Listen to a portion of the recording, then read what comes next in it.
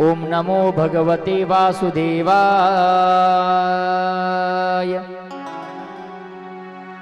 वक्रतुंड महाकाय सूर्यकोटि समप्रभ निर्विघ्नं कुरु मे देव सर्वकार्येषु सर्वदा।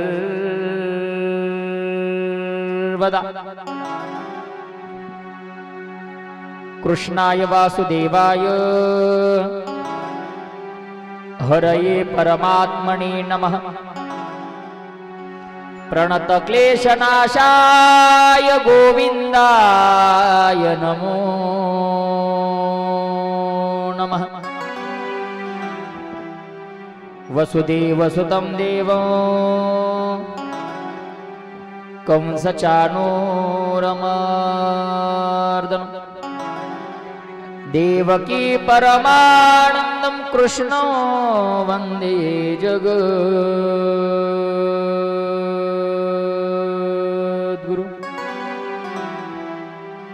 सच्चिदानंद रूपाय विश्वोत्पत्त्यादिहेतवे तापत्रय विनाशाय श्रीकृष्णाय वयं नमः। नमस्तुते व्यास विशाल बुद्धे फुल्लारविंद्रायतपत्र नेत्र येन त्वया भारत तैलपूर्ण प्रज्वालित ज्ञानमय प्रदीपा मनोजयं मारुततुल्य वेगं जितेन्द्रियं बुद्धिमतां वरिष्ठं वातात्मजं वानरयुक्तमुख्यं श्रीरामदूतं शरणं प्रपद्ये। गुरुर्ब्रह्मा गुरुर्विष्णु गुरुर्देवो महेश्वरा गुरुर्साक्षात् परब्रह्म तस्मै श्री गुरवे नमः। राधे कृष्णा कृष्ण कृष्ण राधे राधे राधे श्याम श्याम श्याम राधे राधे। ताली ताली वाजवा।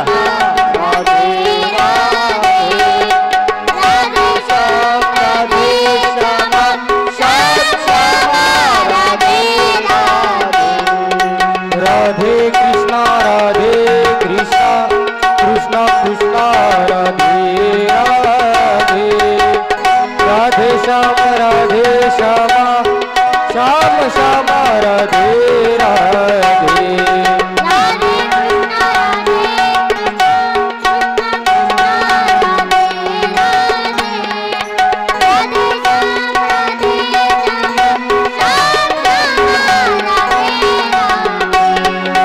राधे कृष्ण कृष्ण कृष्ण राधे राधे राधे श्याम राधे कृष्ण श्याम श्याम राधे राधे।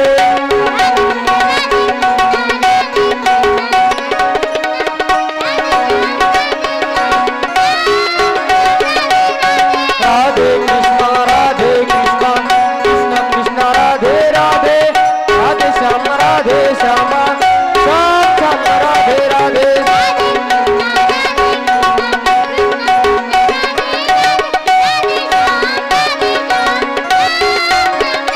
राधे कृष्ण जय राधे श्याम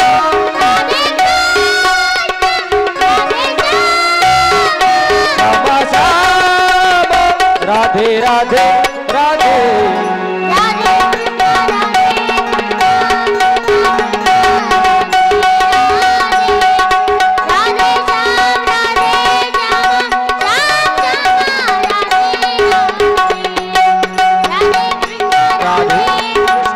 कृष्ण कृष्ण राधे राधे।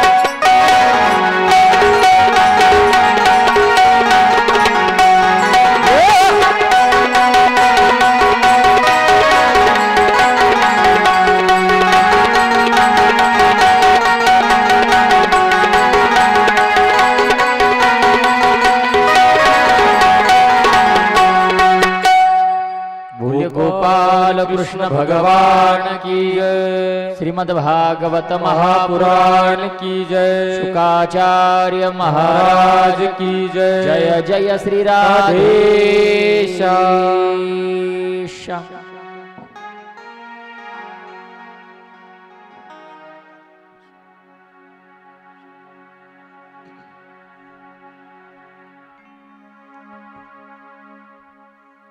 सच्चिदानंद रूपाय विश्वोत्पत्त्यादिहेतवे तापत्रय विनाशाय श्रीकृष्णाय वयं नमः। अखिल कोट ब्रह्मांड नायक करुणावरुणालय रुक्मिणी प्राण संजीवन भगवान श्री पंढरीनाथाच्या कृपाशीर्वादाने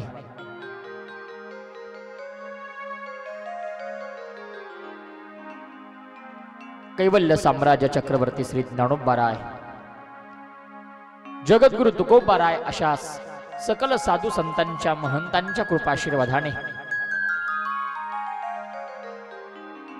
आपल्या या पुण्यभूमी दत्तगड डोंगरज या ठिकाणी भगवान श्री दत्तात्रयांच्या या जयंतीच्या निमित्ताने संपन्न होत असलेला हा दत्तगडावरील महोत्सव आणि या भक्ती महोत्सवातील ही श्रीमद भागवत कथा ज्ञान यज्ञ सोहळा आपल्या सर्वांचे श्रद्धास्थान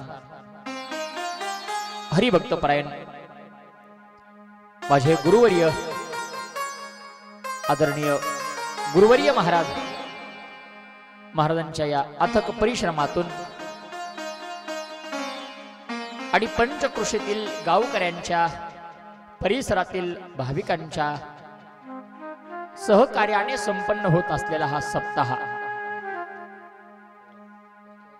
आज आपल्या या श्रीमद भागवत कथेचा 7वा दिवस अर्थात कथेच्या सांगतेचा दिवस। आज 7व्या दिवसाची कथा। गेल्या 6 दिवसापासून आपण कथा श्रवण करताय। त्या शुकताल या ठिकाणी भगवान शुकदेव राजा परीक्षितला ही कथा सांगतायत। तीच कथा नैमिष्य अरण्यामध्ये सूत महाराज शौनकांना सांगतायत। तीच कथा या पवित्र अशा दत्तगड या ठिकाणी आपणही श्रवण करतायत।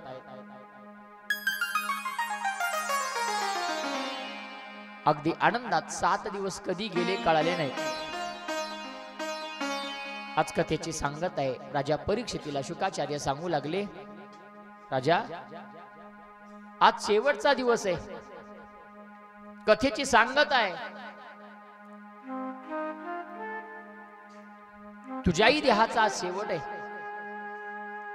राजा हसायला लागला, तो आनंदी आहे, लक्षात ठेवा। आश्चर्य वाटण्यासारखं आहे, आज राजाचा शेवट आहे, राजा मरणार आहे। तक्षक नावाचा साप चावून तो मरणार असं त्याला माहिती आहे, तरी सुद्धा राजा आनंदी आहे। का आनंदी माहिती आहे? त्याचं कारण आहे, राजाला कळाले की आता मी मरणार नाही, फक्त हा देह मरणार आहे, हा देह मरकाय, पण मी मात्र अमर आहे। आपण अमर आहेत, लक्षात ठेवा। मरत असतो तो हा फक्त देह, देहाला जन्म आणि मरण आहे, आत्म्याला मरण नाहीये। जसे आपण जुने झालेले कपडे काढून टाकतो आणि नवीन परिधान करतो ना, तद्वत हा जीव आपलं शरीर थकल्यानंतर काढून टाकतो, फेकून देतो, दुसरं शरीर धारण करतो, लक्षात ठेवा। जीवाला मरण नाहीये, आत्म्याला मरण नाहीये, आत्मा हा अमर आहे। राजाच्या मुखातले हे वाक्य ऐकले आणि शुकदेवांना आनंद झाला। 7 दिवसापर्यंत सांगितलेल्या कथेचं सार्थकत्व झालं। राजा आज भगवंत रूप झालाय। आणि खरं सांगू का, राजाच 7 दिवसात मरणार आहे हे वाक्य चुकीचं आहे। वाक्य बरोबर असं आहे आपण सगळे 7च दिवसात मरणार आहेत. आपल्यासाठी 8वा दिवस नाही काढला कोणी. मोजा बघा, महिला असू द्या, पुरुष असू द्या, राजा असू द्या, रंक असू द्या, गरीब असू द्या, श्रीमंत असू द्या, लहान असू द्या, मोठा असू द्या, एखाद्या पदावरती आमदार, खासदार, मुख्यमंत्री कोणीही असू द्या, अथवा कथाकार, कीर्तनकार, गायक, वादक कोणीही असू द्या, तो हलक्या जातीचा, तो मोठ्या जातीचा, तो अमुक, तो तमुक, काही घेणं देणं नाही. प्रत्येकाला 7च दिवसात मारायचं हे निश्चित आहे. 8वा दिवस अजून आपल्यासाठी निर्माण झाला नाही. 7च दिवस आहे. रविवार, सोमवार, मंगळवार, बुधवार, गुरुवार आणि शुक्रवार आणि शनिवार. 7च वार आहेत. 8वा वार अजून आपल्यासाठी आला नाही. आपण सगळे या 7च दिवसात मरणार आहेत. त्यामुळे राजा खात्रीशीर आहे, आनंदी आहे. त्याला माहिती आहे मी मरणार नाही, मी अमर आहे. आणि म्हणून राजानं या संसारातला सगळा जे माईक पदार्थ आहेत, या माईक पदार्थाची आसक्ती सोडलेली लक्षात ठेवा. त्याला माहित आहे एकदा आपण मेलो की बाकीचा सगळा हा पसार आहे. एकदा आपल्या आयुष्याचा तो दोर तुटला, बाकी कोणी आपल्या कामाचा नाहीये, तो सगळा पसारा. महाराज म्हणतात ना, तुटला आयुष्याचा दोरा, एर वाऊगा पसारा, कोणी वाचवणार नाही. आणि त्यामुळे राजानं 7 दिवसात आपल्या संधीचं सोनं केलंय आणि श्रीमद भागवत नावाची कथा श्रवण करतोय. कालपर्यंत आपण अनेक कथा ऐकल्या. भगवंताच्या काल विवाहाची कथा आपण ऐकली. भगवंताचा विवाह संपन्न झाला. रुक्मिणी मातेसोबत भगवंताचं लग्न झालं.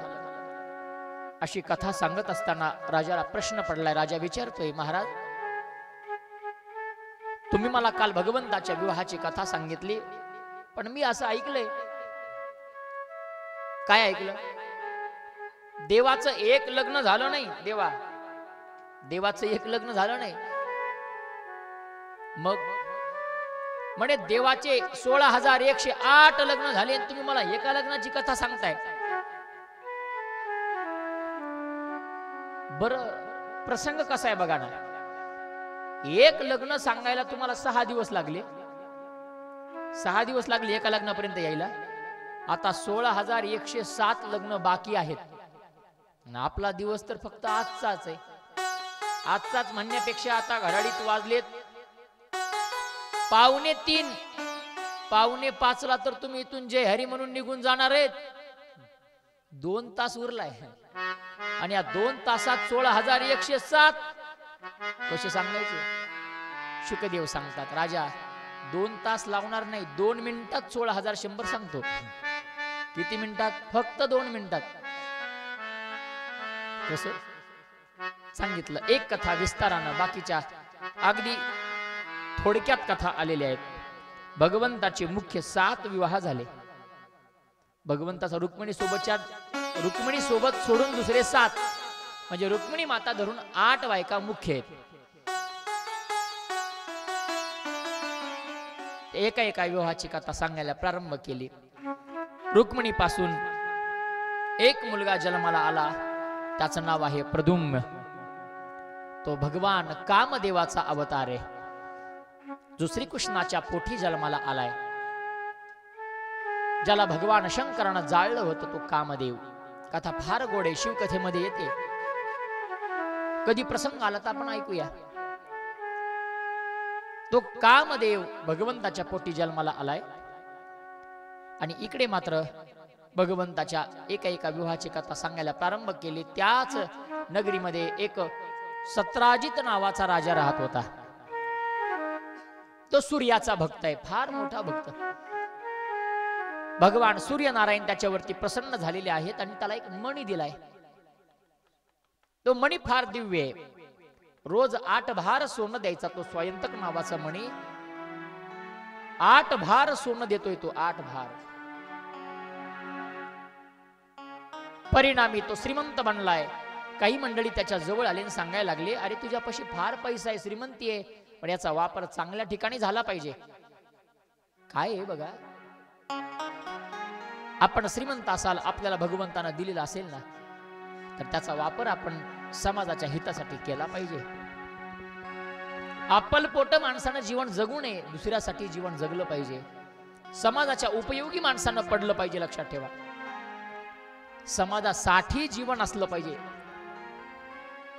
काय पशु पक्षी सुद्धा जगतात आपापल्या पुरतं, आपल्या पुरतं, आपल्या कुटुंबापुरतं, आपल्या परिवारापुरतं. या जगण्याला जगणं म्हणत नाहीत. जगणं त्याला म्हणतात जो परिवारासाठी न जगता समाजासाठी जगतो, देशासाठी जगतो, धर्मासाठी जगतो. लक्षात ठेवा, जगणं असं असलं पाहिजे. आणि या जगण्याला किंमत आहे. ती मंडळी त्याला समजावून सांगतायत, आपल्याजवळ आहे ना, मग गोरगरिबांना दिलं पाहिजे. लक्षात ठेवा, देवानं दिले, आपल्याला फार दिले हो. या समाजामध्ये अनेक गरीब कुटुंब आहेत, त्यांच्या घरी आपल्याला जाता आलं पाहिजे. लक्षात ठेवा, मी देवाला म्हणत असतो, देवा मला फार मोठं कर, फार मोठं कर, पण एवढं पण मोठं नको करू की मला गरीबाची लाज वाटली पाहिजे. बस, माणसांना मोठं होता आलं पाहिजे. पण किती मोठं होता आलं पाहिजे सांगू तुम्हाला, की एखाद्या गरीब मित्राच्या घरी जाऊन त्याच्या दुरडीतली भाकर हक्कानं खाता यावी. माणसानं एवढंच मोठं व्हावं, फार मोठं होऊ नये. एखाद्या सणाला, आपल्या घरी केलेला सणाचा तो पुरणपोळीचा स्वयंपाक, आपल्या घरी केलेलं ते उत्साहाकरिता, आनंदाकरिता, सणासाठी केलेली ती सामुग्री, ते अन्न पदार्थ आपण आपल्या हातात घ्यावे आणि आपल्या परिसरामधील गोरगरिबांच्या घरी जाऊन, ज्यांची खरंच आर्थिक परिस्थिती फार बिकट आहे, एक वेळ अन्न करण्याची ज्यांच्यावर वेळ आहे, अशांना नेऊन देता आलं पाहिजे. एवढं माणसानं मोठं व्हावं, नाहीतर इतर मोठ्या होण्याला किंमत नाही. लक्षात ठेवा, प्रत्येकाच्या दुःखात सहभागी होता आलं पाहिजे. एवढं माणसानं मोठं व्हावं. ती मंडळी सांगतायत त्याला, अरे तुझ्याकडे फार पैसा आहे, श्रीमंती आहे, रोज 8 भार सोनं देतोय, तो देऊन टाक कृष्णाला. म्हणे तो राजा आहे, प्रजेच्या कल्याणासाठी त्याचं जीवन आहे, काहीतरी समाजाच्या उपयोगी तो पडेल. ऐकायला तयार नाही.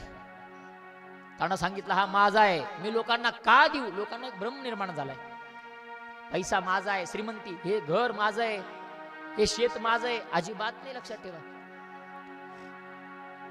मोठ्या आनंदात माणूस मिरवतो, धुऱ्यावर येऊन थांबतो ना, असं बोट करून दाखवतो, इथून त्या पलीकडल्या झाडापर्यंत 100 एकर माझी आहे, 100 एकर.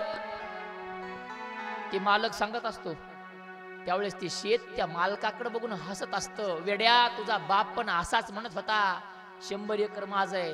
तुझा आजा पण असाच म्हणत होता, 100 एकर माझं आहे. आजा मेला, बापही मेला. लक्षात ठेव, आता तुझा नंबर आहे. शेत तसंच राहणार आहे. लक्षात ठेवा, शेत तसंच राहणार आहे, संपत्ती तशीच राहणार आहे, घर तसंच राहणार आहे. आपण मात्र जाणार आहेत. लक्षात ठेवा, नको अभिमान करू भल्या मानसा, नको अभिमान करू भल्या मानसा, नको अभिमान करू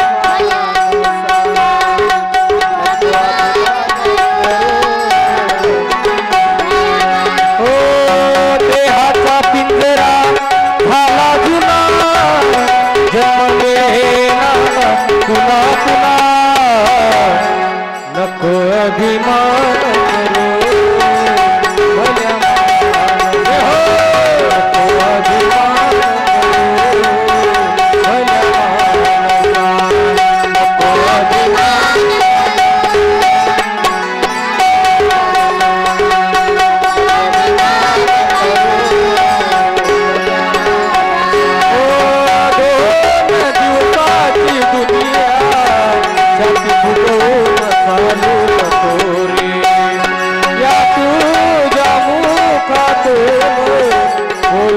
भद्र बोलू नको रे,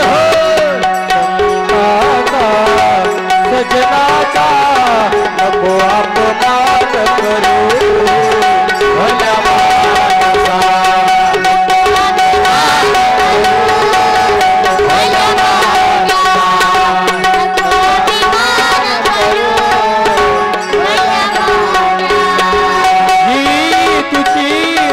दौलत बंगला गाडी नसे ती वाडी अरे राहिले थे तुझ्या आवडीची मोटार गाडी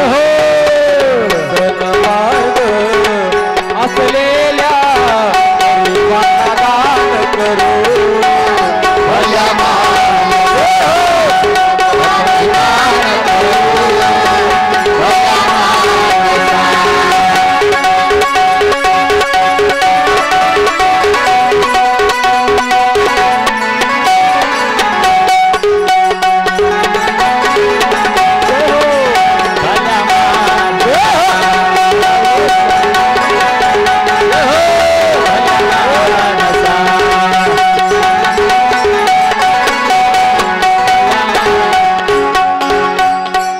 गोपाल कृष्ण भगवान की जय जय जय श्री राधेश।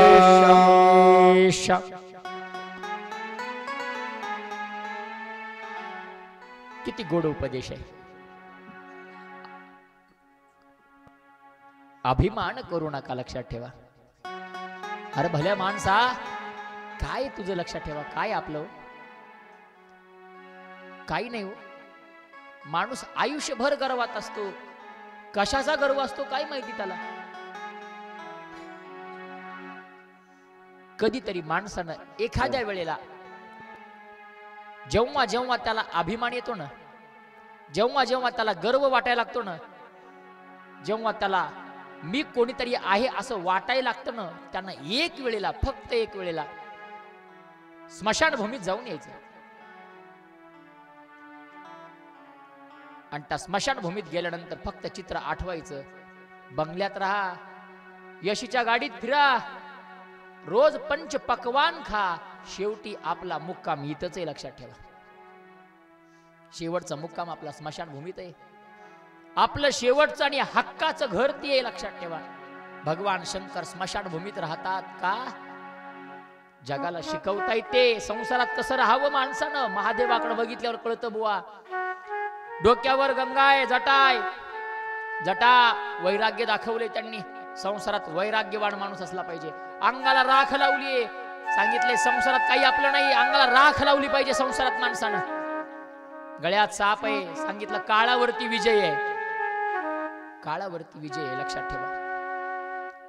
अंगामध्ये वाघाचे, हत्तीचे कातळे गुंडाळले त्यांनी, का सांगतायत ते, काही घेऊन द्यायचं नाही आपल्याला, लक्षात ठेवा। अभिमान करू नये, आज ना उद्या आपल्याला हे सगळं सोडून जायचं, लक्षात ठेवा। आपल्या हातात आले थोडंसं आयुष्य, आनंदानं जगा, प्रेमानं जगा, सुखानं जगा, परोपकार करायला शिका, दान धर्म करायला शिका, सत्कार्याला मदत करायला शिका। आता आपल्या हातात सत्ता आहे, उद्या असेल नसेल सांगता येत नाही, तोपर्यंत संधीचं सोनं करा। आपल्या नावावर कमवा, काय पैसा म्हणत नाही मी, पुण्य कमवा, पुण्य।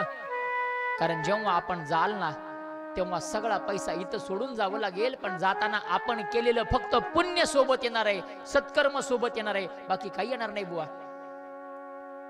तुम्ही किती कमवलं कोणी विचारत नाही। खरं सांगू तुम्हाला, एखादा सुद्धा मुलगा पुढे येऊन म्हणत नाही, थांबा बुवा थांबा, माझ्या बापानं 4 बंगले कमवलेत, माझ्या बापाला स्मशानभूमीत जाळायचं नाही, माझ्या बंगल्यात जाळायचे। घडलं कधी इतिहासात?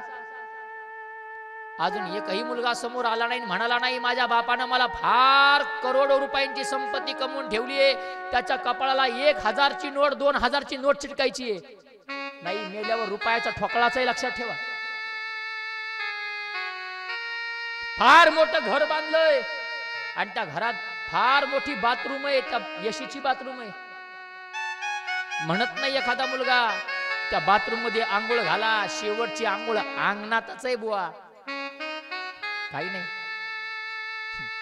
आयुष्यात किती कमवा, आपल्या सोबत काही येणार नाही, फक्त सत्कर्म, पुण्य, दान, धर्म एवढंच सोबत येणार आहे. संधी आहे, संधीचं सोनं करा. सत्कार्याला, सत्याच्या ठिकाणी अशा महत्वाच्या कार्याला मदत करा. मंदिराला, बाकी काही नाही सोबत येणार. आपल्या लक्षात ठेवा. ती सगळी मंडळी त्या सत्राजित नावाच्या राजाला सांगतायत, वेड्या दान धर्म कर. पण तो सांगतोय नाही देणार. माझा आहे तो मणी. ठीक आहे, तुझा आहे, घे. त्याचा भाऊ प्रसेन एके दिवशी जंगलात निघाला शिकारीसाठी. तो मणी गळ्यात घातला. सूर्यासारखा चमकायचा. गेला, तो परत नाही आला परत. 2-3 दिवस वाट बघितली. प्रसेन मेला असं जाहीर केलं आणि खोटा आळ घेतला त्या सत्राजितानं. माझा भाऊ मारला, त्या कृष्णानं मारला. कारण त्याला मण्याची अपेक्षा होती. सोन्यासाठी कृष्णानं मारला. खोटा आळ घेतला देवावरती. देवाने विचार केला, आळ आलाय माझ्यावरती. आपण कधीही कृत्य केलं नाही, पण लोक जर नाव ठेवत असतील तर ते कलंक पुसला पाहिजे म्हणून देव पुढे आले. आणि जो प्रसेन ज्या जंगलात गेला होता, अरण्यात गेला होता, त्या अरण्यात भगवंत शोधाशोध करतात. भगवंताला सापडतं काय माहितीये, प्रसेनाच्या शरीराचे हाडाचे सापळे सापडतात. कळालं त्याला त्याचा कोणीतरी घात केला. कोणी केला? त्यात पावलाचे ठसे मिळाले वाघाचे. त्या ठसेने भगवंत एका ठिकाणी जाऊन पोहोचले. तिथं वाघाच्या शरीराचा सापडा सापडला. लक्षात आलं यालाही कोणीतरी मारलंय. कोणी मारलं? तिथं पुन्हा पायाचे ठसे मिळाले हसवलाचे. चालत चालत भगवंत एका गुहेपर्यंत येऊन पोहोचले. भगवंत गुहेत प्रवेश करतात. तिथं हसवल आणि एक हसवलीन राहत होती. बाप आणि मुलगी दोघ जण राहत होते. ती लहान मुलगी हातात ते मणी घेऊन खेळत बसलेली आहे. भगवंत येताच ती घाबरली आणि पळून गेली. तिचा बाप आला आणि भगवंताला बोलायला लागला, कोण आहेत तुम्ही? का आलात माझ्या घरात? भगवंतानं सांगितलं तो मणी माझा आहे. त्यानं सांगितलं तो तुमचा असेल मला माहिती नाही, पण मी जिंकलाय. युद्धाचा धर्म आहे. युद्धात समोरच्या माणसाला हरवल्यावर त्या सगळ्या वस्तू आपल्या होतात. तुम्हाला मणी पाहिजे असेल तर मला हरवा आणि मग घ्या. या हसवलाला अर्थात या जामवंत होते ते रामायणातले जामवंत. या जामवंताला वरदान होतं. युद्धात कोणी हरवू शकत नव्हतं, फक्त भगवान रामचंद्र प्रभू, दुसरं कोणीच नाही. त्यांचं मल्लयुद्ध सुरू झालं. 1, 2, 3 दिवस नाही, तब्बल 28 दिवस युद्ध चाललं. 28 दिवसानंतर शरीर खिळखिळ झालं, क्षीण झालं. आणि जामवंत म्हणायला लागले मला ऐकत नाही. याचा अर्थ हा कोणीतरी साधारण नाही. विचारलं कोण आहेत तुम्ही? भगवंत हसायला लागले आणि राम अवतारात भगवंतांनी त्यांना दर्शन दिलं. बोले रामचंद्र भगवान की. भगवंत राम रूपात प्रगट होतात. जामवंताच्या डोळ्यात पाणी आलं. दोन्ही हात जोडले आणि क्षमा मागायला लागले. प्रभू मला क्षमा करा, मी अपराध केला, तुमच्या सोबत युद्ध केलं. भगवंतांना सांगितलं काळजी नका करू. मागील अवतारात तुम्हाला इच्छा प्रगट झाली होती युद्ध करण्याची, ती इच्छा आज पूर्ण केली, बाकी काही नाही. जामवंतांना तो मणी दिला. पण ऐका ना, बर जामवंतांना तो मणी दिला, पण त्यांनी एक अट सांगितली. म्हणे ऐका ना, एवढं आता मी जाणार आहे वैकुंठाला, परत जाणार आहे, माझी वेळ संपली, एवढी माझी मुलीचा स्वीकार करा. देव म्हणले ठीक आहे. या अवतारात कुठलंही बंधन नाही. मागच्या अवतारात बंधन होतं. भागवत महाराज आलो तुमच्याकडे. मागच्या अवतारात बंधन होतं, या अवतारात बंधन नव्हतं. मला मागच्या अवतारात 1 पत्नी 1 बाणीन 1 वचनी मर्यादा पुरुषोत्तम राम प्रभू. इतकं गोड चरित्र महाराज काल आपण धावत्या वेगात पाहिलं. एवढं गोड चरित्र रामप्रभूचं आहे. रामाची खरंच या कलियुगाला गरज आहे बघा. आणि धन्यवाद त्या मोदी सरकारचे, खरंच धन्यवाद, ज्यांनी 500-550 वर्षाचा वनवास संपला आणि अयोध्येत भगवान रामचंद्र प्रभूचं मंदिर उभं केलं. नुसतं उभं केलं नाही, भगवंत तिथं विराजमान झाले. मेरे झोपड़ी के भाग खुल जाएंगे जय हो. मेरे झोपड़ी के भाग खुल जाएंगे, राम आएंगे.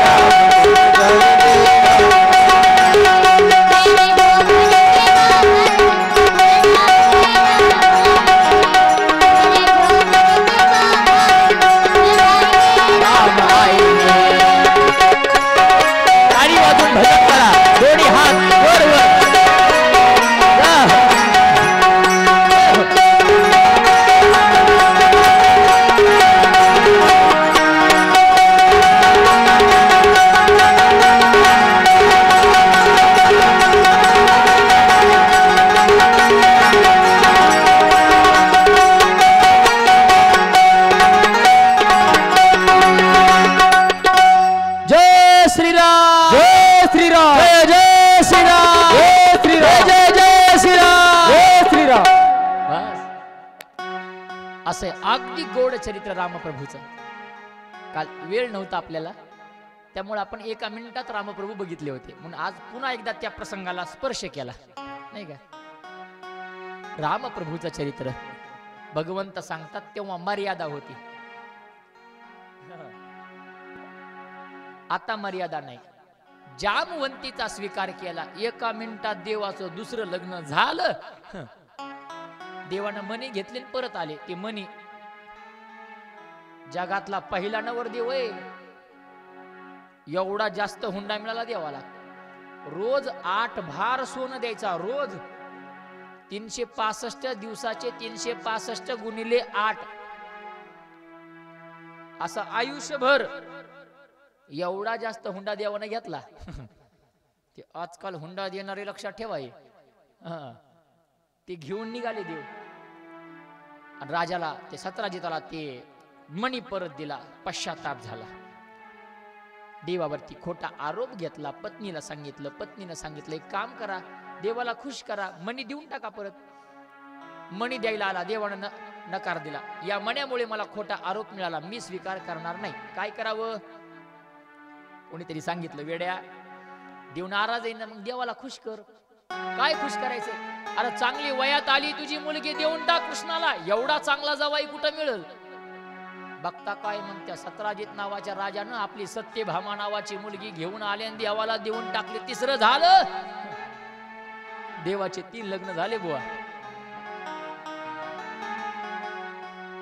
असे 3 नाही, देवाचे 7-8 लग्न झाले बुवा. आता ते 3:30च्या आसपास घड्याळ चालली, त्याच्यामुळं काही नाही. 4थं लग्न कालिंदी सोबत झालं, जी सूर्यदेवाची कन्या आहे. 5वं लग्न मित्रविंदा सोबत झालं, जी विंद आणि अनुविंदाची कन्या आहे, त्या दोघांची बहीण आहे. त्यानंतर 6वं लग्न नग्नजिते सोबत झालं, जे नग्नजित नावाच्या राजाची कन्या आहे. 7वं भद्रा नावाच्या कन्येसोबत, जे श्रुतकीर्ती नावाच्या राजाची मुलगी.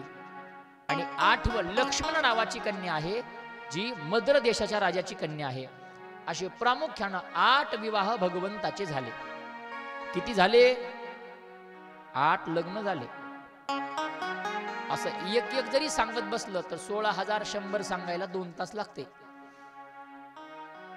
म्हणून शुकाचार्यांनी राजाला एका मिनिटात कथा सांगितली. म्हणे काय झालं? काही नाही. त्या काळामध्ये भगवंतानं अधर्माचा नाश करण्यासाठीच अवतार घेतला होता.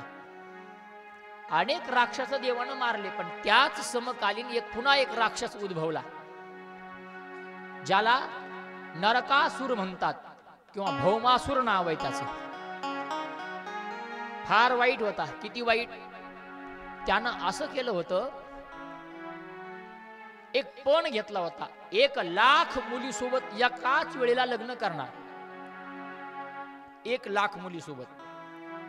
त्यामुळं तो रोज फिरायचा आणि चांगली मुलगी दिसली की उचलून आपल्या कारागृहात ठेवायचा. 1,00,000 मुली जमा करायच्या होत्या, पण 16,000 जमा झाल्या. 16,100 स्त्रिया जमा केल्या, पण पाप वाढलं. आणि पाप वाढल्यामुळे ही बातमी भगवंतापर्यंत पोहोचली. भगवंत सत्यभामेला सोबत घेतात, गरुडावरती बसतात आणि त्याच्याकडे येतात. कारण त्यांना वरुणाचं छत्र, आदितीचे कुंडल आणि अनेक देवदेवताचे वेगवेगळ्या प्रकारचे महत्वाचे अस्त्रशस्त्र लपून ठेवली होती. देव येतात, त्या भौमासुराला मारण्याकरिता येतात. ऐका. आणि मारण्याकरिता आल्यानंतर पहिल्यांदा तो मूर नावाचा दैत्य येतो. त्या मूर नावाच्या दैत्याला भगवंतानं मारलं. बघा, तिथं देवाला एक नवीन नाव प्राप्त झालं. देवाचे अनेक नाव आहेत, मी काल बोलून गेलो वाटतं.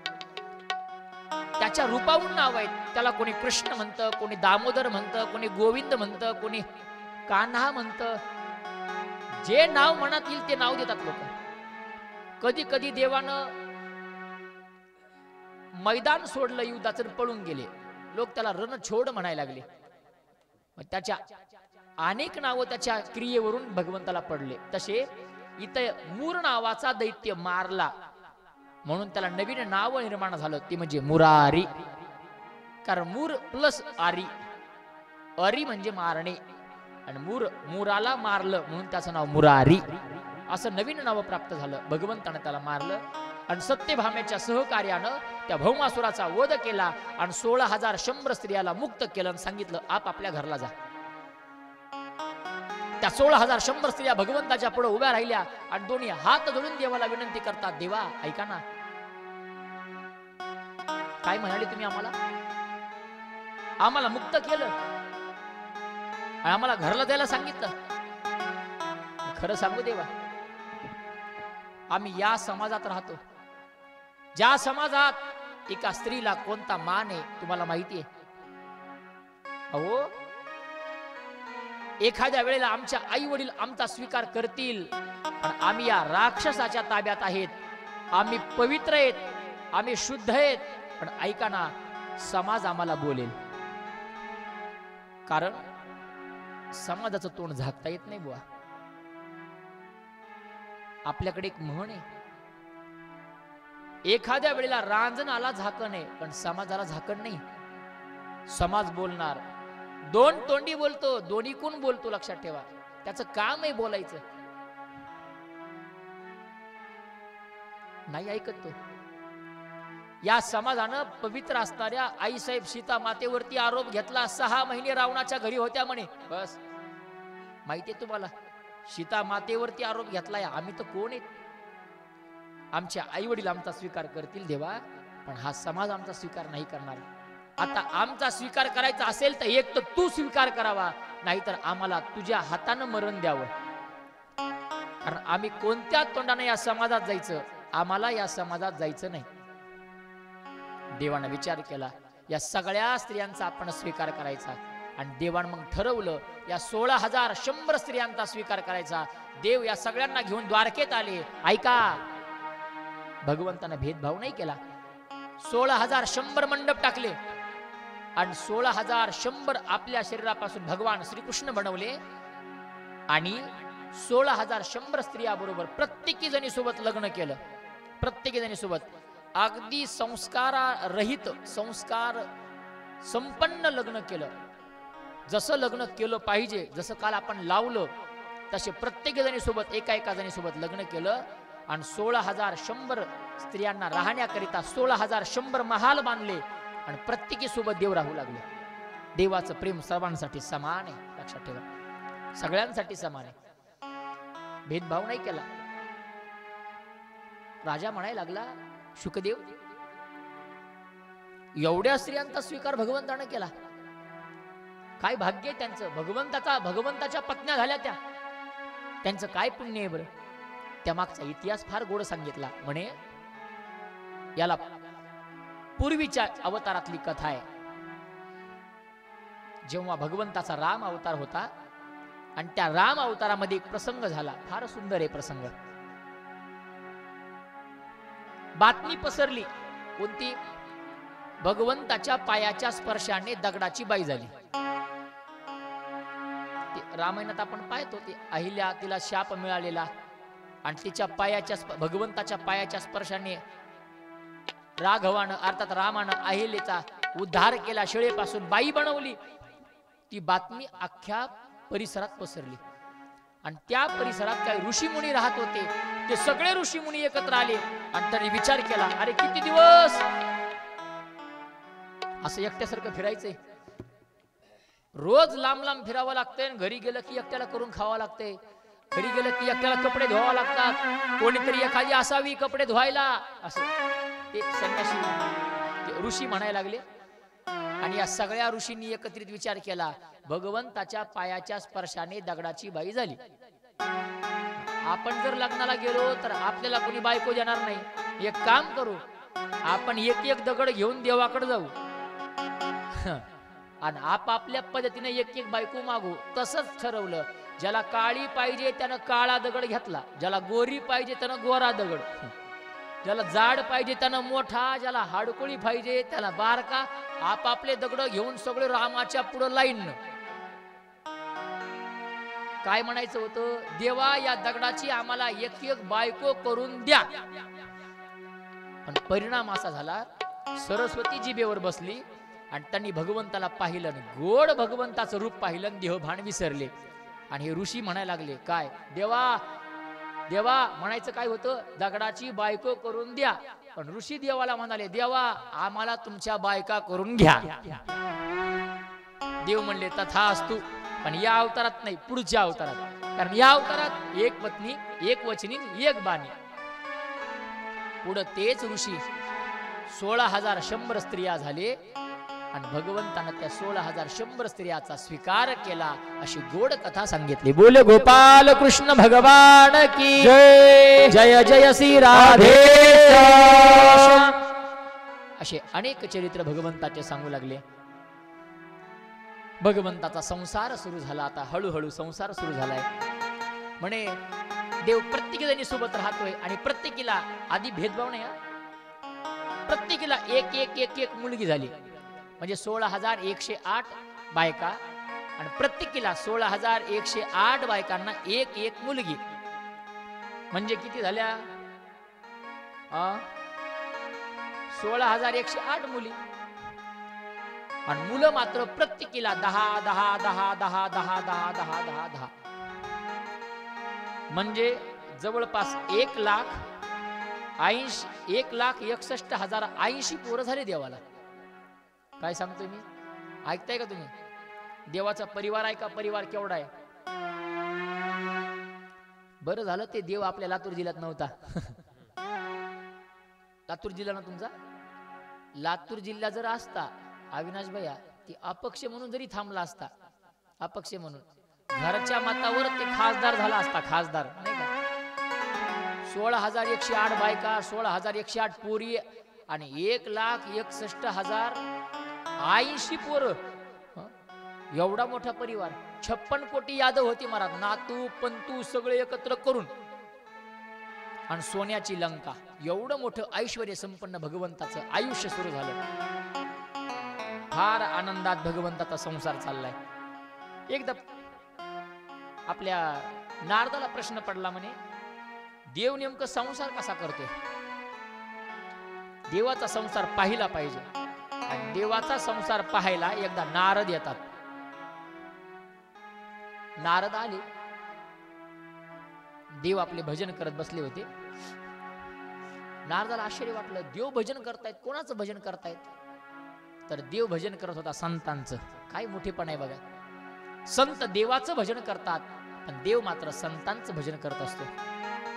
आपण देवपूजा करतो, नवल नाही. देव सुद्धा देवपूजा करतो, रोज देवपूजा. देवपूजा हो, कोणाची? संतांची पूजा करतो. म्हणून देवापेक्षाही संत श्रेष्ठ आहेत, लक्षात ठेवा. देवापेक्षाही संत श्रेष्ठ आहेत. म्हणून तर तुकोबारायांनी सांगितलं, साधू थोर झाला हो, साधू थोर झाला हो, साधू थोर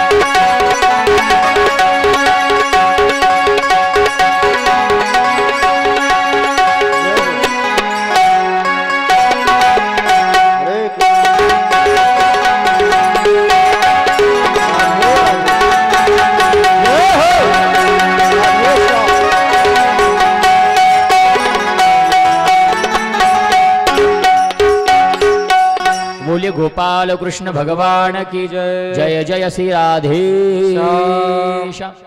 भगवंत सांगतायत किंबहुना संत मंडळी सांगतायत साधू थोरे या कलियुगात श्रेष्ठ आहे. कारण देव सुद्धा संतांची पूजा करतो. नारदानं पाहिलं पण थोडी बुद्धी त्यांची भ्रमित झाली नारदाची. नारद आले देवाला म्हणायला लागले देवा कसा चाललाय संसार. देव म्हणले आनंदात. बर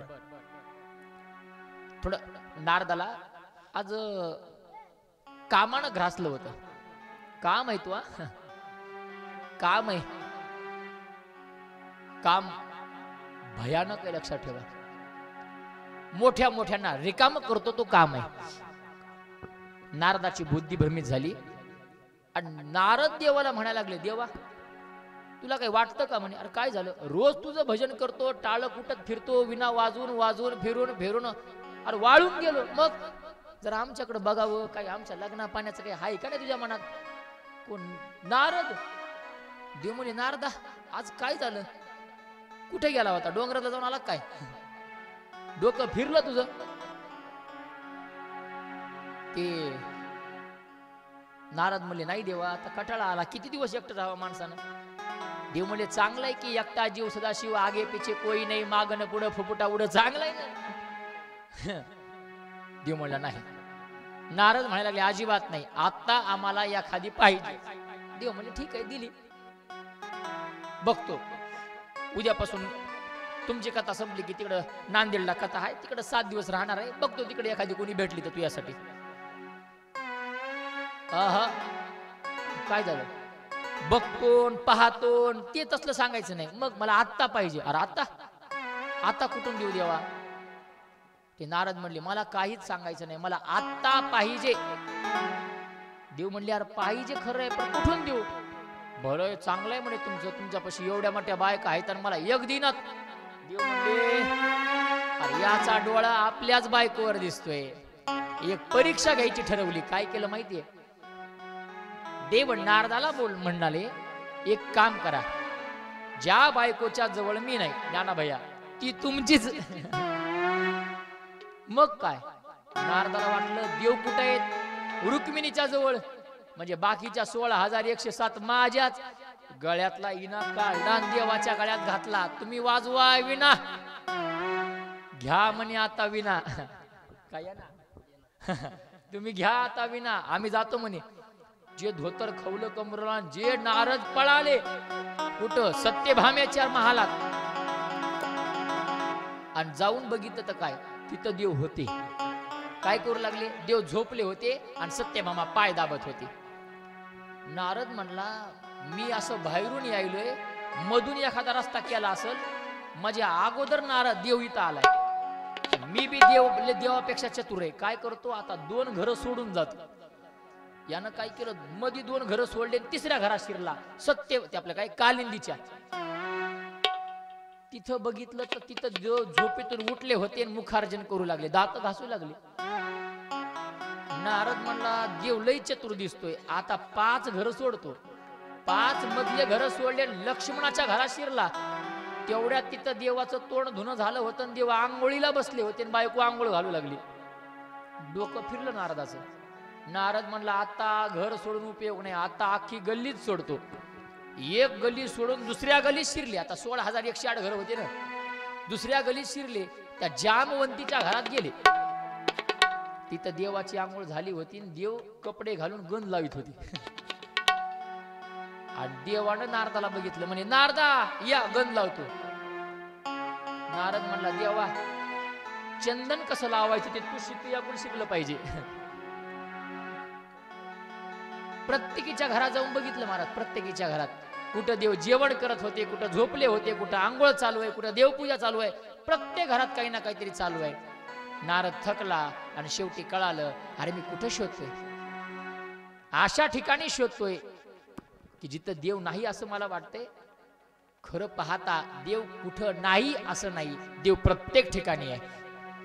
देव प्रत्येक ठिकाणी व्यापून भरला आहे.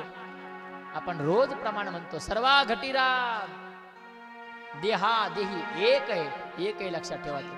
तैसार धयामध्ये मी रामू प्रत्येकाच्या हृदयात आहे. विठ्ठल जळी स्थळी भरला तिथं ठाव नाही उरला. असा एक ठाव सुद्धा रिकामा नाही जिथं भगवंताचं वास्तव्य नाही. प्रत्येक ठिकाणी देव लक्षात ठेवा. देव आहे देव आहे देव आहे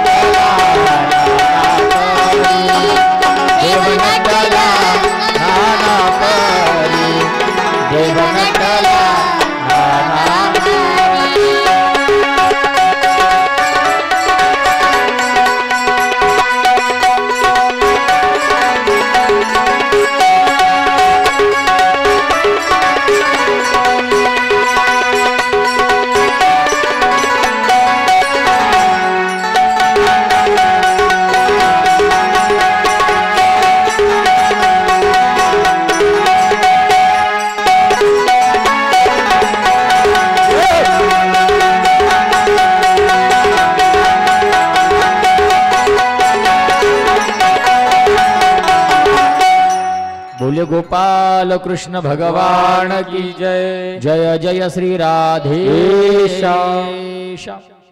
देव अनेक ठिकाणी आहे याची अनुभूती नारदाला आली आणि त्यांचा गर्व हरण झाला. अभिमान नाहीसा झाला. देवाचं कामच आहे. आपल्या भक्तांना झालेला अभिमान देव नाहीसा करत असतो. लक्षात ठेवा. काहीतरी निमित्त करायचं पण आपल्या भक्ताचा अभिमान नाहीसा करायचा. अनेकांच्या जीवनातली अशी कथा आपल्याला पाहायला मिळते. म्हणे एकदा काय झालं, देवाची पत्नी सत्यभामा, या सत्यभामेलाच अभिमान झाला. कस काय शक्य? रोज देवाचा सहवास आहे, देवाची पत्नी आहे, पण अभिमान झाला. कशाचा? दोन गोष्टीचा अभिमान. एक, सगळ्यात जास्त हुंडा आणला होता ना, 16,108 बायकांपैकी सगळ्यात जास्त हुंडा हिनं आणला होता. तो मनी घेऊन आली होती. श्रीमंतीचा अभिमान झाला एक. आणि दुसरं म्हणजे सगळ्यात दिसायला सुंदर 16,108 मध्ये तिचा नंबर 1 नंबरला होता. रूपाचा आणि पैशाचा अभिमान झाला. देवाने विचार केला, सत्यभामेला अभिमान झाला, हा अभिमान कमी करावा लागेल. मग करायचं काय? काही नाही. देवानं नारदाला बोलवलं. नारद 1 नंबर माणूस. मी त्या दिवशी बोललो, त्यांचं नावच आहे नारद. एकदा एखादी गोष्ट ठरवली की ती रद्द होऊ शकत नाही, असे नारद. नारद ते नारद. आणि नारदाला सांगितलं, एक काम करा. काय करा? जाऊन सत्यभामेला कीर्तन सांगा. आले कीर्तन सांगायला. सत्यभामेनं नारदाचं स्वागत केलं, आसनावर बसवलं. आणि त्या काळात कीर्तनकार घरी जाऊन कीर्तन करायचे. तसे हे नारद एक पात्री कीर्तन, एकटेच कीर्तन करायचे. नारदानं कीर्तन सुरू केलं आणि कीर्तनात दानाचं महत्व सांगायला लागले. काय सांगू लागले?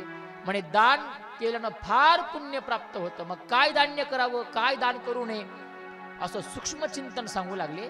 आणि हे सगळं चिंतन सांगताना सहजच म्हणाले. काय म्हणाले? कोणा कोणाला गोरं होऊ वाटतं सांगा. ओय महिला मंडळ, गोरं व्हावं कोणाकोणाला वाटतं, कोणाकोणाला म्हणण्यापेक्षा प्रत्येकालाच व्हावं वाटतं. जे काळे आहेत त्यांनाही गोरं व्हावं वाटतं, आणि जे गोरे आहेत त्यांना अजून गोरे व्हावं वाटतं, नाही का? नाहीतर सकाळी सकाळी आरशाच्या समोर ते पावडरचा डबा आणि फेअर लवली घेऊन हातात बसलोच नसतो म्हणावं. ज्या अर्थी आपण असं बसतो त्या अर्थी आपल्यालाही गोरं होण्याची अपेक्षा आहे. मग सोपं आहे. ज्यांना ज्यांना गोरं व्हायचंय त्यांनी एक करायचं. काय करायचं? सोनं दान करायचं. बघा इथं मंडपात आता जवळपास आहेत 1000-2000 लोक आहेत. कोणाकोणाला गोरं व्हावं वाटत असेल तर काळजी करू नका. अजून उद्या काला होईपर्यंत मी तुमच्या गावात मुक्कामी आहे. ती तुमच्या गळ्यातलं, कानातलं, हातातलं, नाकातलं, पायातलं सगळं मला देऊ शकता, मी घेऊन जातो सगळं सगळं. पण सोनं एकदा मी असंच म्हणलं कथेत अक्का की दान दिलं पाहिजे, दान दिलं पाहिजे, ते गळ्यातलं द्या. एका बाईनं 4 काळे मणी आणून दिले. पण मी एवढा नम्री ते 4 काळे का होईना घेऊन गेलोच. ऐका विनोदाचा भाग सोडा, मला काय सांगायचंय बघा. सोनं दिलं की माणूस शुभ्र रंगाचा होतो. मी नाही, संत प्रमाण सांगतात सुवर्ण दाने कांती निर्मळू. सोनं दान केलं की माणूस हा अत्यंत सुंदर दिसतो म्हणे. ज्याला पुढच्या जन्मामध्ये राजा व्हायचंय त्यानं जमीन दान करायची.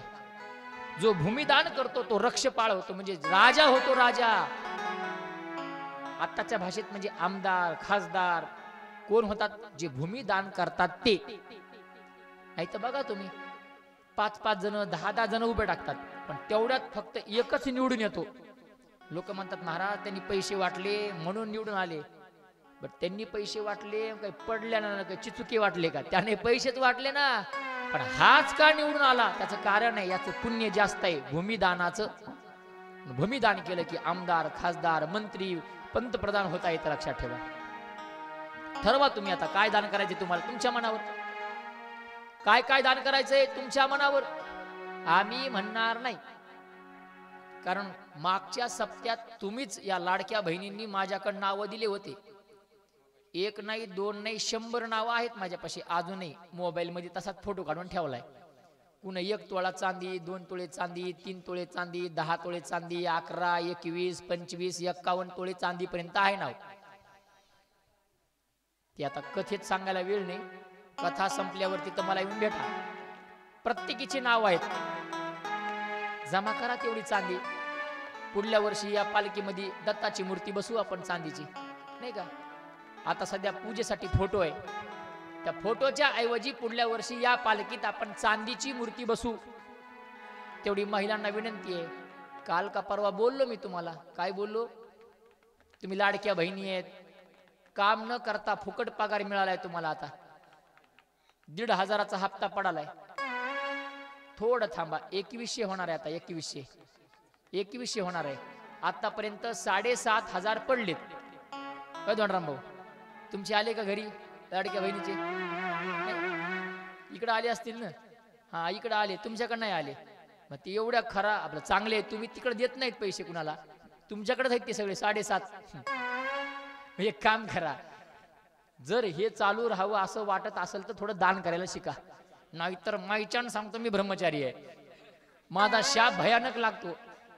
आणि माझा शाप काय माहितीये का? तुमची योजना बंद पडेल, पैसाच येणार नाही. लक्षात ठेवा. नाही बंद पडली नाही, होणार आहे, चालू होणार आहे. काळजी करू नका.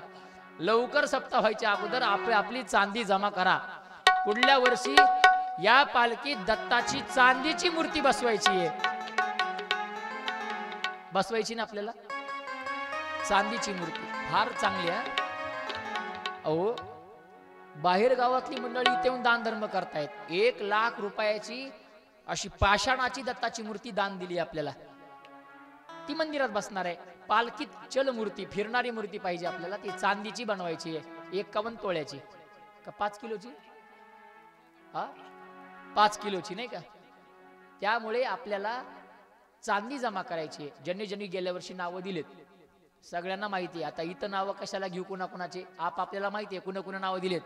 आणि ज्यांना पुन्हा अजून इच्छा निर्माण झाली असेल तेवढ्यांनी जमा करा. कारण मला माहिती आहे माणसांपेक्षा बायात दान करायला चांगले आहेत. खरंच अक्का, तुम्हाला सांगतो, पुरुष दान करायला कुचराईपणा करतात, पण महिला एवढ्या उदार असतात, एवढ्या उदार असतात. किती उदार सांगू तुम्हाला. अगदी गेल्या महिन्यातली घटना. काय झालं, तो ढोंडराम भाऊ आमच्या गावात सप्ताह, आमच्या गावात गेल्या महिन्यात, आणि नियोजन माझ्याकडं. प्रसंग असा झाला, अख्खं नियोजन माझ्याकडे दिलं, ते पट्टी मागायचं काम बी माझ्याकडंच. सप्त्याच्या पहिल्या दिवशी गाववाल्यांनी माझ्याकडे ते बुक दिलं आणि सांगितलं, महाराज गावात फिरा. ते 4-5 कार्यकर्ते घेतले आणि प्रत्येकाच्या घरात जाऊ लागलो. तेव्हा माझे 2 कार्यकर्ते जीवाचे जवळ सोबत होते. ते म्हणले, महाराज 2 मिनिटं या दारासमोर थांबा. म्हणलं का? गावात सगळ्यात श्रीमंत हा आहे, मग किमान तुम्ही ह्याच्या घरी गेल्यावर शेवटची पंगत तरी घेईल. आणि शेवटची पंगत घ्यायला दानशूर माणूस लागतो, 1,00,000-1.5 लाख रुपये खर्च लागतो. ते धन्यवाद आपल्या त्या सरपंच साहेबाला. दरवर्षी ते कलवाडे साहेब आमचे विस्तार अधिकारी 6 वर्षापासून 5 वर्षापासून पंगत आहे त्यांची, नाही का. ते आम्ही त्याच्या दारात थांबलो. अपेक्षा काय होती, शेवटच्या पंक्तीची. त्याच्या घरात गेलो, त्यानं आम्हाला बघितलं, बघितल्या स्वागत केलं. त्यानं केलेलं स्वागत बघितलं, मी मनात विचार केला, 1,00,000 रुपयाची पट्टी फाडते. सगळे जाऊन बसलो. एवढा मोठा बंगला, घरी 4-5 नोकर, घरी 2-3 गाड्या, गावात 100 एकर जमीन आणि मोठा बंगला. त्या बंगल्यात गेलो, सोफा सेटवर बसलो. चांदीच्या ग्लास मध्ये पाणी आलं आम्हाला प्यायला. कोणत्या ग्लासात? एवढा श्रीमंत. चांदीच्या ग्लासात आलेलं पाणी बघितलं आणि मला वाटलं एखादा ग्लास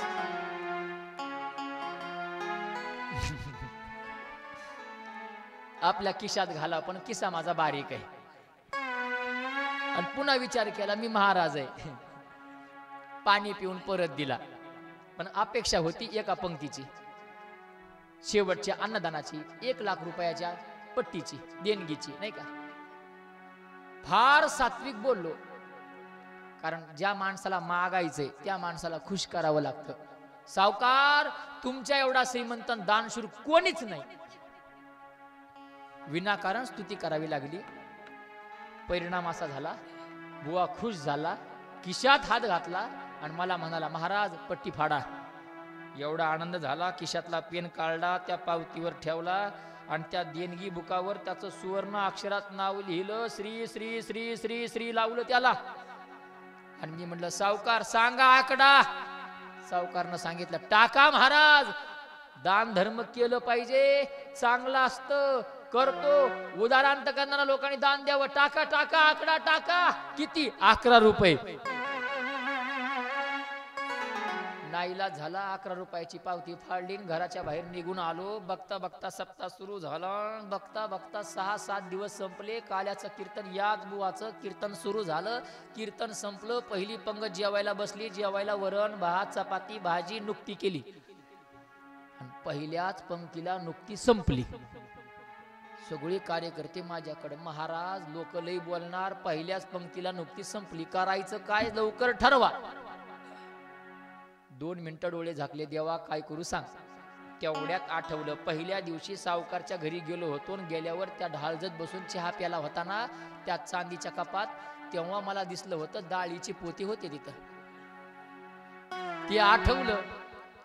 आता म्हटलं सावकारच्या पाया पडू, पण तेवढी डाळ घेऊन येऊ. काही नाही, 2 मिनिटात सावकारचं घर गाठलं. आणि सावकारच्या घरी गेलो. सावकार घरी नव्हते, सावकारची बायको होती. आईसाहेबाला म्हणलं, आईसाहेब फार मोठं संकट आले, काही करा, पण एवढं डाळीचं पोतं आम्हाला द्या. एका पोत्यात आमची सगळी पंगत उठती आणि लोक आम्हाला बोलणार नाहीत, नाही तर सगळे लोक आम्हालाच बोलणार. पहिल्यांदा कारभार हातात आलाय आणि असला घोटाळा झालाय. सावकारीन म्हणाली, महाराज तुम्ही पहिल्या दिवशी आलते, त्याच दिवशी माझ्या मनात आलतं की एवढं मोठं द्यावं. जळता जळ नाही, पण माझ्या नवऱ्याला सांगाव कोण, फार चेंगूस आहे, येतच नाही म्हणे. रोज कथा ऐकायला येत होते, पण घरून मला काहीच आणू देत नव्हता. आज बरं झालं म्हणे सावकार घरी नाहीत, लवकर पोत उचला.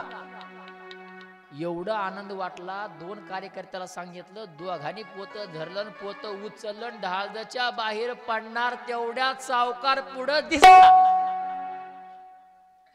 सावकार बघितला आणि मी थंडगार पडलो. आता काही खरं नाही. आता काही खरं नाही. पण काय माता माऊल्या हुशार असतात. ती सावकारची बायको पुढे आली आणि सावकारलाच म्हणायला लागली, सावकार मालक बघा की हे महाराज एकटा झाला आलंय काय म्हणतंय. काय हे डाळीचं पोतं घ्या आणि गव्हाचं द्या. सांगितलं अजिबात नाही, आपलं ते काय डाळीचं घेऊन जा. मी म्हणलं लय भारी संधी आहे, थांबून वेळ घ्यायचा नाही, आमचं परत नेतो.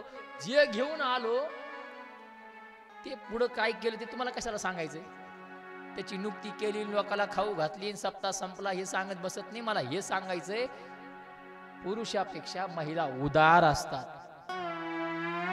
व्हा बरं जरा थोडं उदार. आता बस झालं, 7 दिवस झाले आपले, उद्या काल आहे सप्त्याचा. लय फार नाही मागत तुम्हाला मी, थोडं थोडं थोडं थोडं. तुका म्हणे सत्य कर्मा व्हावे साह्य, घातली या भय नरका जाणे.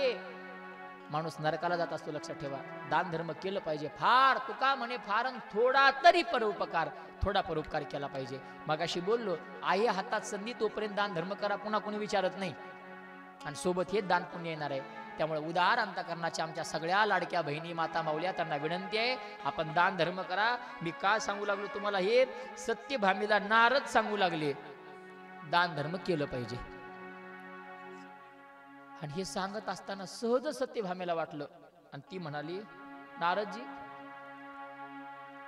काय झाले म्हणे, या जन्मात तो कृष्ण माझा नवरा पण 16,108 जणीमध्ये विभागलाय.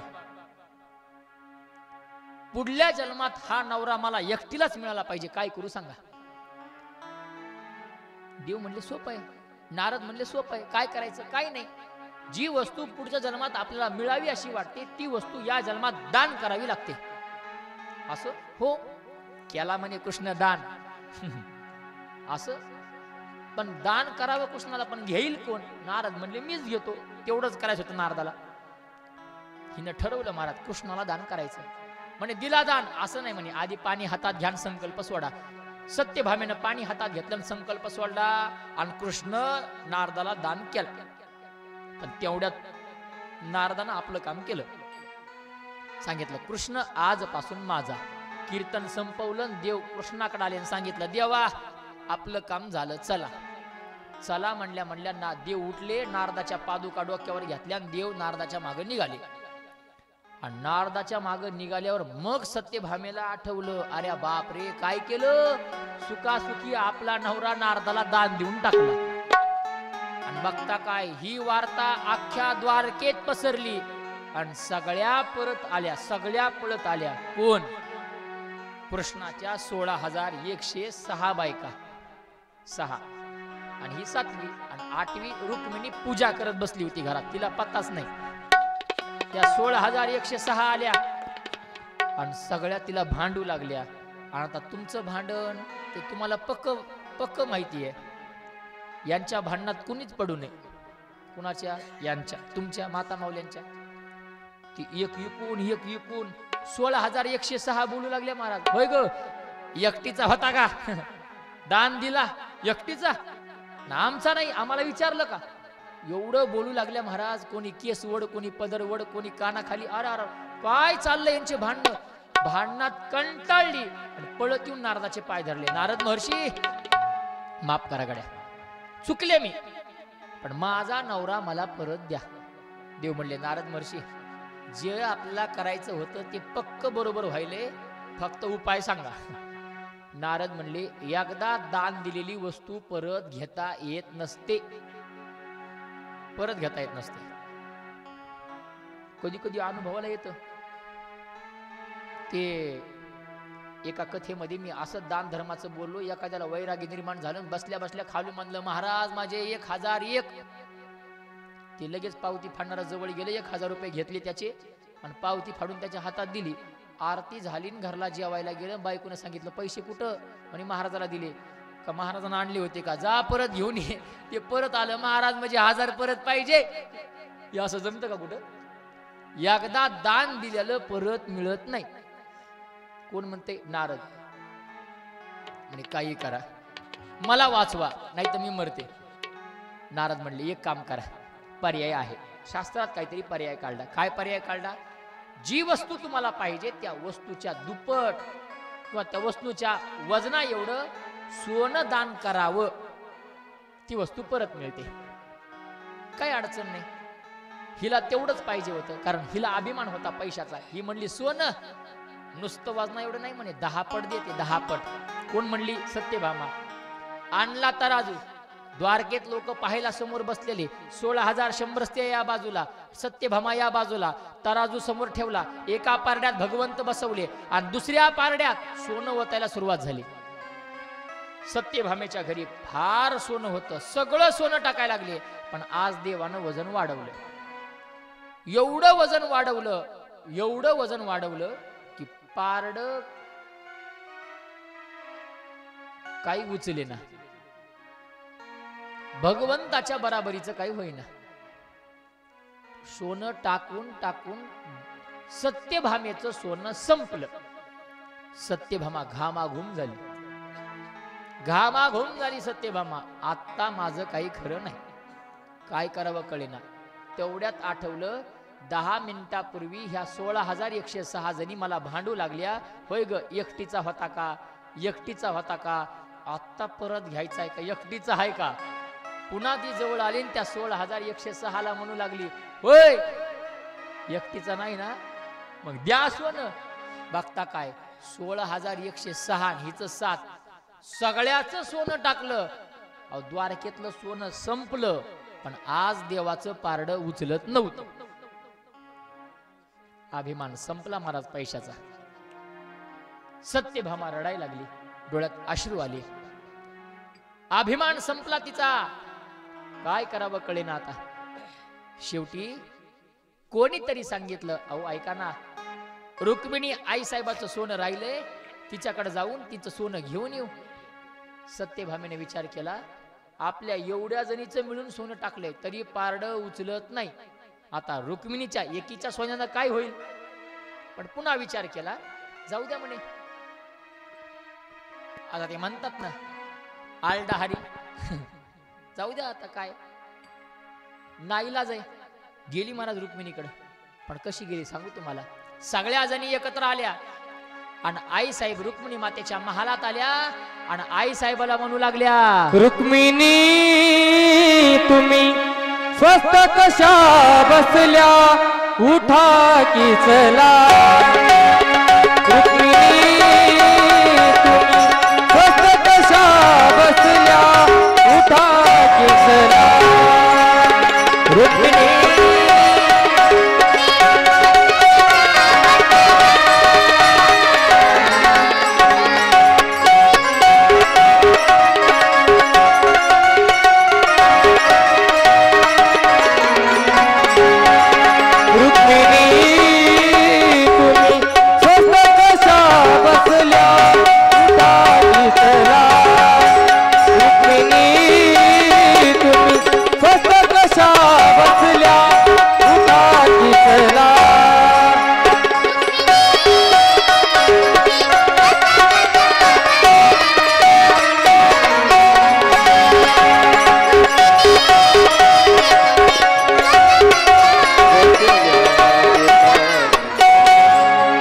ऐकून सखये ब्राह्मणवाणी, ऐकून सखये ब्राह्मणवाणी, ऐकून सखये ब्राह्मणवाणी, ऐकून अर्पण केला शारंग पाणी, उठा की चला.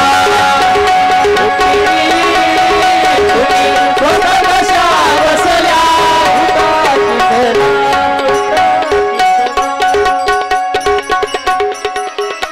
सगळ्या जणी एकत्र आल्या आणि आई साहेब रुक्मिणी मातेला म्हणायला लागल्या, अहो रुक्मिणी माता, तुम्ही अशा निवांत स्वस्त कशा बसल्या.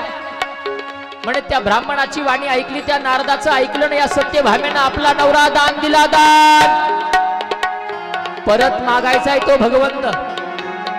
काहीतरी करावं लागेल. पारडं ठेवलंय, तराजू ठेवला, एका तराजूत भगवंत बसले, दुसऱ्या तराजू मध्ये सोनं टाकायला सुरुवात केली आहे. काहीतरी करा, पण भगवंताला परत मागवा. देव आपल्याला पाहिजे ना. एक काम करा, तुम्ही चला, आमच्या सोबत चला. हे सगळं ऐकलं रुक्मिणीनं. आणि काय केलं माहितीये? काही नाही म्हणा, उठली, आपल्या अंगणात आली. अंगणात आल्याच्या नंतर तुळशी वृंदावनाच्या जवळ गेली आणि काय केलं? तुळसी पत्र पडदे ठेवीता. तुळशीच्या जवळ गेली, नमस्कार केला,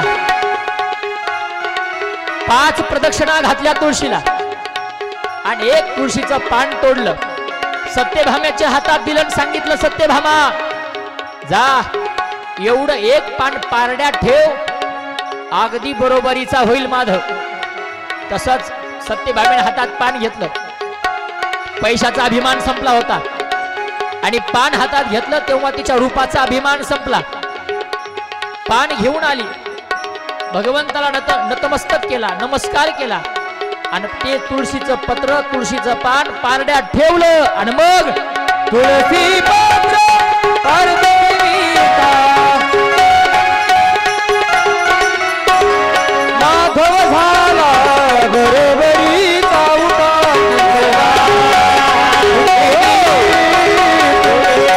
कशा बसल्या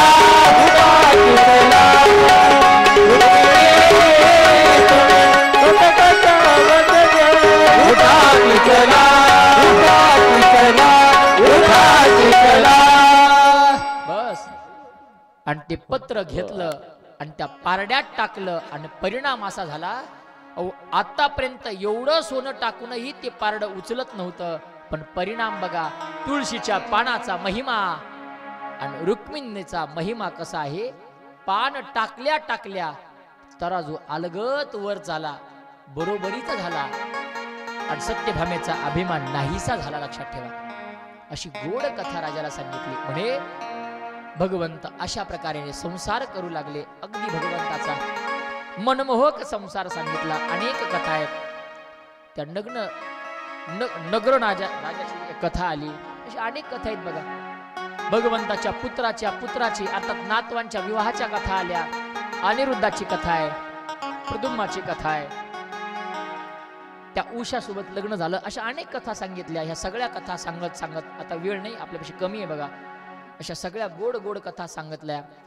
बाणासुराचं युद्ध सांगितलं, कौरव पांडवांचं महायुद्ध सांगितलं, भयंकर महायुद्ध घडलं, तेही कथा सांगितले. अशा सगळ्या कथा सांगतायत.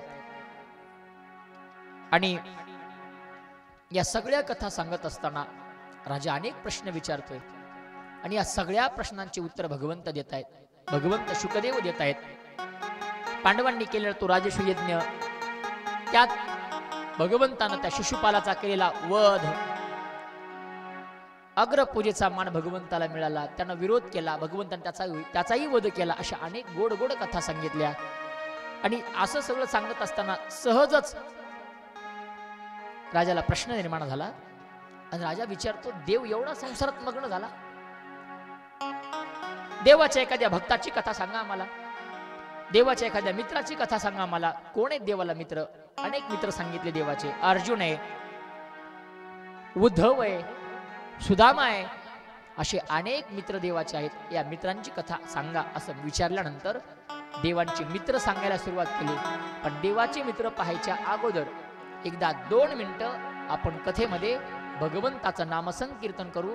एकदा आनंदानं प्रेमानं सर्वांनी हात वर करून, आणि जर कोणाला इच्छा निर्माण झाली उभा राहून भगवंताच्या नामचिंतनात तल्लीन होण्याची, तर लाजू नका, पुढं या आणि मनसोक्त या भजनाचा आनंद घ्या.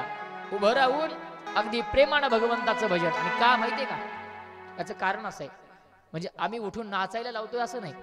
तुम्ही 2 तास बसता, बसून बसून पाय दुखतात, मधली सुट्टी समजायची, 2 मिनिटं उठायचं आणि पाय मोकळे करायचे, नाही का. म्हणून अगदी प्रेमानं 2 मिनिटं सर्वांनी उभा राहा आणि आनंदानं भगवंताचं भजन दोन्ही हात वर करून भगवंताच्या भजनामध्ये आपण तल्लीन होऊया. श्री राधे जय राधे, जय हो. श्री